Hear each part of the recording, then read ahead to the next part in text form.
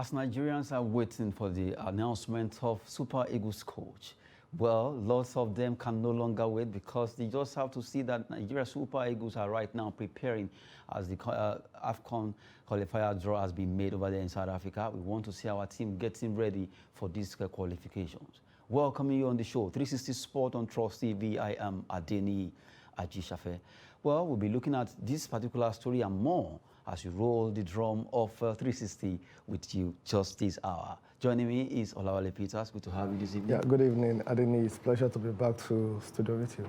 Good one. We are looking at our first story where Sport Ministry actually directly stores NFF's announcement of Pizarro. The news that came out that at least we have 4 coaches that applied for this particular job. And the news I actually got before introducing is the fact that Federal Ministry of Youth and Sport are saying what are the modalities used in picking Pizarro? That's who the NFF are really standing with. NFF are saying, okay, it was the one that we actually had an agreement with before going to the Nations Cup, then the contract collapse and all that. But right now, the minister says, okay, open it up. The 3 others, invite them. Let's see what are the criteria. Let them call, all of them should come for this particular interview. And I love the fact that this is really happening. Okay, and I think the Ministry of Sports, they are watching our program because this is what we have been saying for a very, very long time. Let's have an open process. That's the truth. Yes, I know there's this issue of government not interfering in football administration, but the NFF, who are they reporting to? It's the ministry. It's the ministry. So how can the NFF be wanting to appoint a technical advisor or coach, whatever English they want to call it, for the Super Eagles without the concurrence of the ministry that they are under their supervision? I don't really understand what we are really doing with the game of football in this country. Sincerely. So for them stalling it, so does that mean the NFF wanted to make the announcement without the approval or the go-ahead of the ministry? They're still trying to okay, they have to take the name to the ministry for approval, but as it is, I don't think the Ministry of Youth and Sport are not buying that. Equal opportunity for all the remaining 3 to make it 4. Let them come to Nigeria, do this thing, because by now we're supposed to know our coach and then begins preparation. Who control? Is it the NFF that control the Ministry of Sport, or the Ministry of Sport control the NFF?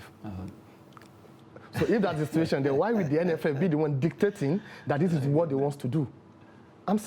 Let's be sincere here. It should be a directive from the ministry that the criteria that I want you to follow in appointing the Super Eagles. 1, 2, 3, 4. Number 1, look inward. Submit the name of minimum of 10 indigenous coaches in Nigeria. Let's look at them. Let's review them together. Let's interview them. Let's give them the opportunity that, okay, you've been invited, but you do not merit it. So if after that, we are not bringing someone from outside, nobody will raise an eyebrow that after all, you didn't come in for the interview, you didn't invite me, you didn't tell me what I can offer. That's the truth. So that, I think, they need to look into that, number 1. Then number 2, I don't know why they are so much interested in this Pizarro. Is it that they've had a pre-agreement with him that, and we said this on the studio here, that this Eguavoen, they are bringing him as an interim. They have their game plan. They have their game plan. They are like, okay, we know the capacity of Eguavoen. We know Eguavoen will go there and fumble. That's the truth. Our first match against Egypt, that people are using to judge Eguavoen, is not his work. It's the determination, commitment, and dedication of the players. That, they've written us off. Let's prove them wrong. That was what they did. Nothing technical about Eguavoen in the first match. Then what happened during the second match? We have to look at it's like the first match is a fluke. And the third one, we saw it before the Tunisia one happened. Then after that, what happened again against Ghana? So it's like they want us to pay for it so that at the end of the day, they will have their way. It's all about politics. Sincerely, it's about politics. So I'm with the Ministry of Youth and Sport this time around. They are not asking too much from the NFF. Give us the criteria that you want to use to appoint the Super Eagles. Is that one difficult to do? It shouldn't be difficult if they don't have any skeleton in their cupboard. They should make it open, even let the Nigerians know that, okay, today we are having an interview session with Olise, Amunike, Jonathan Akpobori, Finidi George. We are calling all of them. At the end of the assessment, the first top 3, we are going to shortlist them, and we are going to invite two or three European coaches also to join them. Then let them also be part of those that will be interviewed. And at the end of the day, sentiment apart, if we have Nigerians that can do the job, let's give them that trial. Let's trust in our own people. It's not more than anything we are looking for that we have in our Sokoto here. We'll be going to Sokoto to look for it. The NFF, I know this for sure. They are very, very good when it comes to payment of salary in dollars. They don't like Naira at all. For a reason best known to them, they prefer to be paying the money in dollars. If the report of what we had is anything to go by, this guy will be collecting about $50,000 on monthly basis. 50,000. Convert that to Naira. As of today, how much is that one on monthly basis? To come and do what? To come and borrow our watch? Then later you now tell us what the time is. Because that's what he's going to do. He's going to borrow our wristwatch. They will tell us that, oh, the time is 4 o'clock. It's something that we have already. So what we should be looking at is we need someone that can give us this grassroots development. That is number one thing that we should be looking at. We are looking at Super Eagles coach. And we are looking at someone that have the heritage, the trail of African football. We need to develop our football locally. The likes of Finidi George, Vincent Enyema. Where did they come from? From Enyimba, Sunday Imba, Ifeanyi. We have them here. Ahmed Musa. We have the resources here. We still have a lot of that of the resources in this country, but all we are looking out for is foreign coaches, for Ajabo player that they will come. The humidity is not okay with them, and the temperature is not okay with them. After 2-3 minutes, they'll be holding their waist as if they are pregnant. So we don't need that again. And the group for the Nations Cup qualifier is already out. No preparation whatsoever. I think our first match will be in May or June. Yeah, we're playing Sierra Leone, Guinea-Bissau, and all. We are starting in May, June. So this is April now. We are still going. Now we need to get our house in order. We are still going left, right, and center. So if you don't have a coach, how are you going to have a plan? How are you going to be settled? So I think it is high time the Ministry of Youth and Sport, they do the right thing. What is the right thing? They show that they are truly in charge, that they are the one in charge. NFF, come, you are under my ministry. I'm funding you. So in one way or the other, they should do that one, not that stalling alone. They should let us know the reason why they are stalling it, and they should even make it known to the public that these are the criteria that I want NFF to follow if they want to appoint the Super Eagles coach. As simple as ABC. Now, a lot of people are already looking at why do we have to always, it's only an announcement. A lot of people don't know about the ability of these coaches during interviews, although interview at times might not just be the yardstick, but Ernest Valverde, Philippe Cocu, Laurent Blanc, we know we have everything's on the internet there where they have coached, what they have done in their career as footballer or whatever. But I still don't understand why Eagles' job should be just mostly risk. In fact, for a long time, most of the coaches that have gotten their appointment are C class in Europe. I can rate them as C class, not A class coaches in Europe. I can start from Lars Lagerbäck to look at Bora Milutinovic. These are unknown coaches in Europe that if you want to look at their standard, you look at Betty Votes. These are guys that Nigeria actually made them popular. Nobody knows that. Yes, they play football, they coach some countries, but Nigeria made them popular. That's why they keep running here, because these are a fertile land for them to be known. Before this particular issue, Pizarro, he has been, for at least a 60-year-old man, has been in existence, Venezuela and all the clubs he has coached. But nobody has ever knows that, okay, there's a particular Pizarro because of the popularity of Nigeria as a country. Now, as John mentioned some of them now, and what happened that these days we are going for C-class coaches in Europe, while if we don't really trust our own, just in quote, if you don't trust our player, our ex-players or any Nigerian to coach Eagles, why don't you go for the best? Out of the 4, believe you me, Pizarro should be the least, with all due respect. So Philippe Cocu, Ernest Valverde, and what's his name now, Laurent Blanc, they are higher in ranking compared to Pizarro. How come they pick the lowest rank? Is it because his pay is the smallest, $50,000? Okay, others are demanding for 70 or 100,000, but what we need is what? Result. Now, this amount of money, I'm sure if you split it into two, that amount will not even pay our indigenous coach or coaches that we're going to employ. All the four, assistant 1, 2, 3, 4. If we split the money to two, it won't be enough. And I'm sure Peseiro is also coming with his own assistant, yeah. 1 or 2 to be added. I still don't understand how we run our things. We look at Senegal, yes, we don't have the patience, but for the optimum time now, winning the Nations Cup, getting to the World Cup, dominating Africa, Aliou Cisse and the entire squad has been one family. Scroll it to Egypt, same thing. Scroll it down to other nations in Africa. They are really doing well when it comes to their football, indigenous-wise. How come Nigeria is also so attached to foreigners as if we can't do it right here? After all, Lacey Nkechi did it. He was able to win it. Well, I think we allow it. Sincerely, we allow it because we've been keeping quiet so for a very long time. Now, let me give you this statistic now. In 2013, we won the African Cup of Nations, Stephen Keshi, right? We have home-based player among the team that won it. So this NFF management, they came on board in 2014. 2015, we didn't qualify for Nations Cup. So we didn't go to defend our cup. Then in 2017, 2 years after, we didn't qualify again. What did we do? Nothing. So it's like they are used to it that don't worry. Is it not Nigerians? They know what to do. Before you know it now, they will just make noise for like a day or 2 days. I even saw some people yesterday. They are protesting. They are protesting yesterday that this NFF, they just have to go. Doesn't need to get to that. And if it needs to get to that, we need to continue to be going to the glass house, Ministry of Sport and Youth and Sport. They need to go because what you don't have, you cannot give. See, it is what is in the head.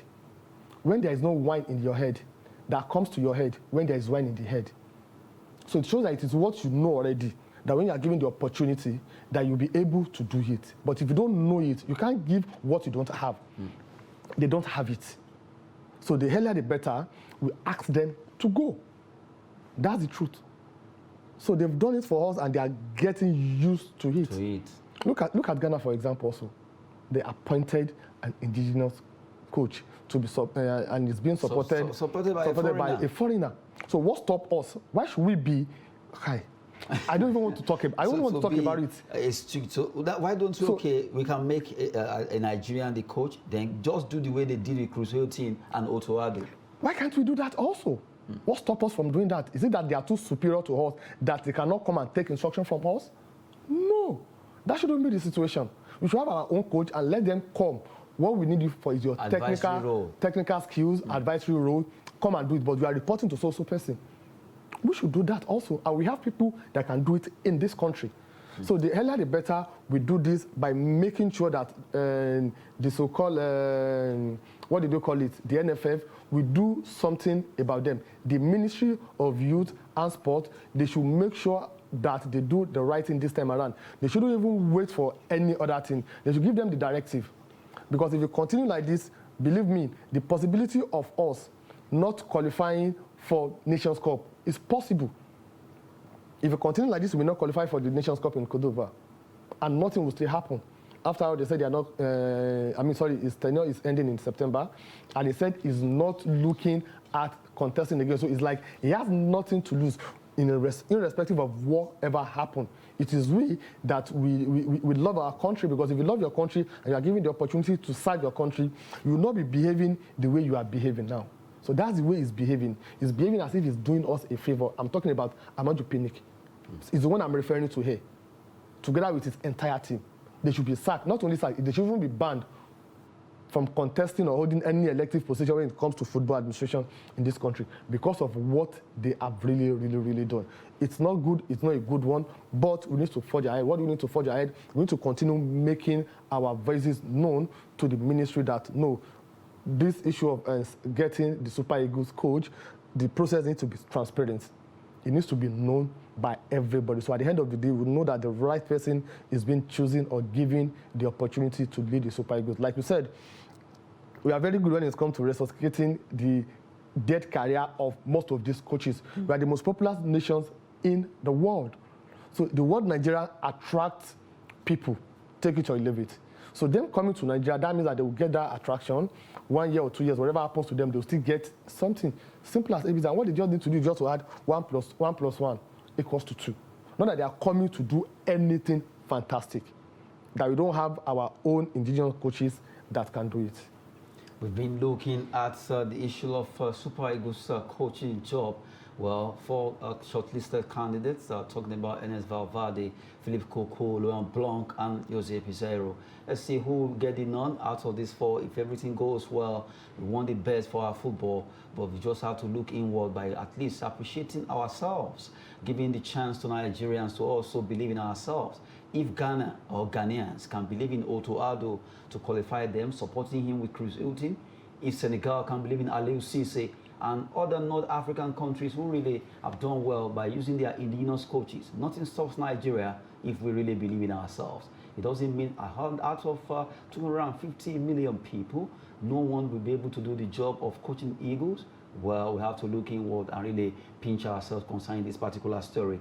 Now we move away from there. Let's talk about CAF story, where the 2023 AFCON qualifiers, CAF inspection team to begin stadium assessment across Africa. Just recently, the draw for the qualifiers was made in South Africa, precisely in Johannesburg. And we have 48 teams that will be slugging it out. They've been distributed into different categories. That is group from A to L. I have 4 teams in each of these groups. Well, as it is, the CAF right now are saying, well, the inspection team will be going around, and any stadium that is not fit to the standard that actually FIFA or CAF rated, they will not allow them to play their home games there. It means they have to play away, just like Liberia and Central African Republic play their FIFA qualifiers away from home. That will also happen to those teams. I think I like this. They have to let them know. No, this is a very good development, and they should also look at the security situation in each of the venues that they are going to. They shouldn't be looking at the field alone. They should look at the infrastructure facilities that are made available. They should try as much as possible to look at the history of each stadium. That anytime so country is playing in so stadium, there's always issue of crisis, stampede, or what have you. They should take that into consideration also, so that the player will feel secured that, okay, let me go out there and represent my country and do it without fear or intimidation from the home supporters or what have you. So I think it's a very good development. We don't know yet the stadium that the NFF are sending or have sent to the CAF as the venue for our own matches. And this is one of the reasons why we said these people are just politicians. Sincerely, by now we should have known that, okay, they want to choose 1, 2, 3 stadium, and they have a reason for doing that. Because if you are in a position of authority, you are serving the people. You are not serving yourself. You are not doing us a favor. We have millions of Nigeria that they are ready to do whatever they think they are doing free of charge, just to make sure that, oh, they represented their country. So I think the CAF inspection, they should try and do that. Then we should get our own process in place to make sure that we are ready for the inspection. So a very good development from CAF. Now, when you look at Africa, we know that a lot of things, we still put a lot of things into consideration when it comes to, oh, it's just our own, let's take it that way. But really, if things were to be done right, I think issue of this kind of qualifier should be, pick your best stadium. Let people come and at least just play your game. Because right now, they have standard of accreditation. If the stadium does not meet up those standards, you are going to play your match away. Just like the way I said, it happened to Liberia, it happened to Central African Republic. They had to play their games away, and it affected them. And right now, we have to look at Nigeria. Okay, we are playing at MK Abiola Stadium. Ghana will be playing here. All the 48 teams. So from the way it is, it won't be nice after all this media, at least uproar concerning it, and then later you hear that a particular country does not meet up the standard. They know the criteria. Why is it always so?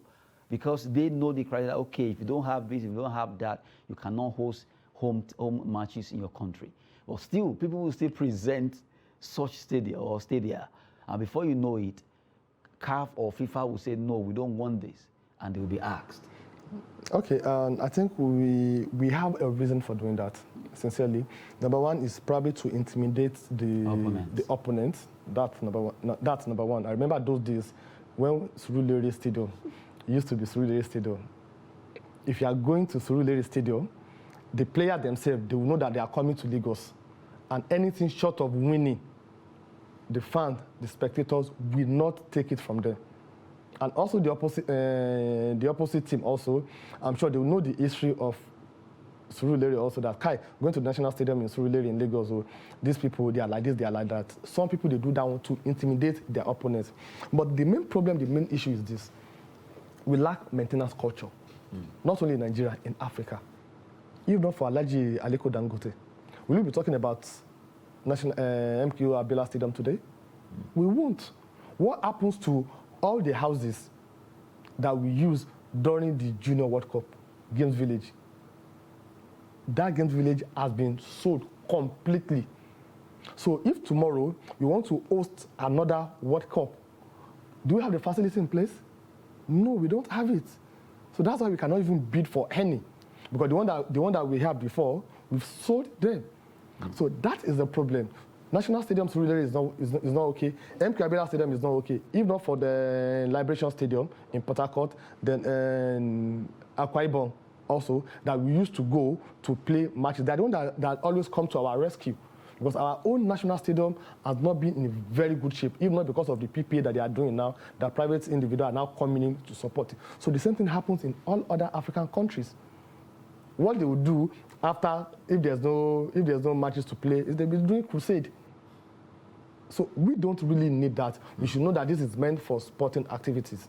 Just like we have Kano players that have been banished from their home in Kano to Abuja here. So that means there will be activities going on at MKO Abiola Stadium. People will even have the opportunity of, okay, let me even go and see the stadium, let me see the boys, let me see what they are doing. This is what we are clamoring for. So I think that's one of the reasons why we have that problem. Not that they don't know what the criteria are, but because of this, our lack of maintenance culture, or when something has happened, if it's not 9 minutes, that is when people now be sending budget that, oh, CAF, they are coming to inspect our stadium. Oh, we don't have generator. The grasses, they are not okay. We have to do this. We have to do that. That we have in Africa. We just hope that we get things right in Africa. A lot of things are just not going well, especially with sport.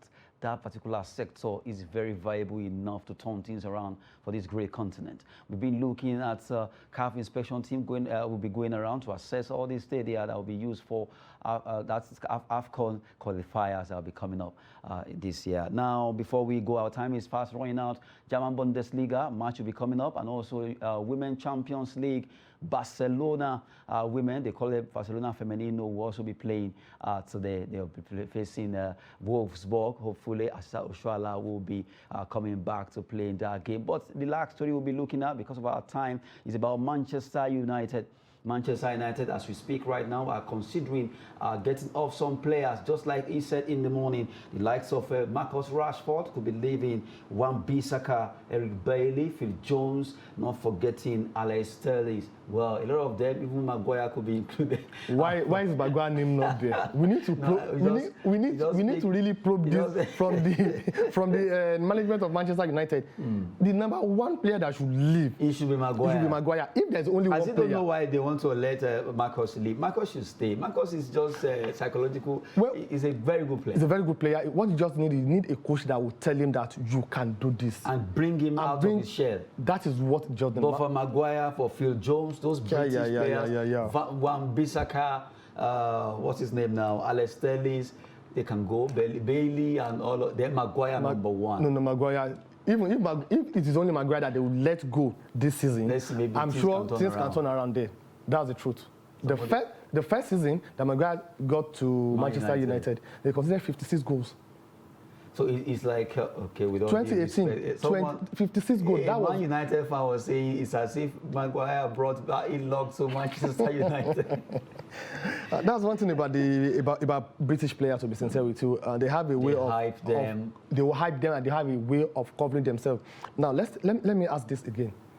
Greenwood, after that case, after that noise, the first 2-3 days, Everything went everything quiet. quiet. Imagine if it is another player from another country or Look at the way Mendy's case is being projected. Imagine if it is from Africa. You know what will have happened now? That is British for you. That is what they do.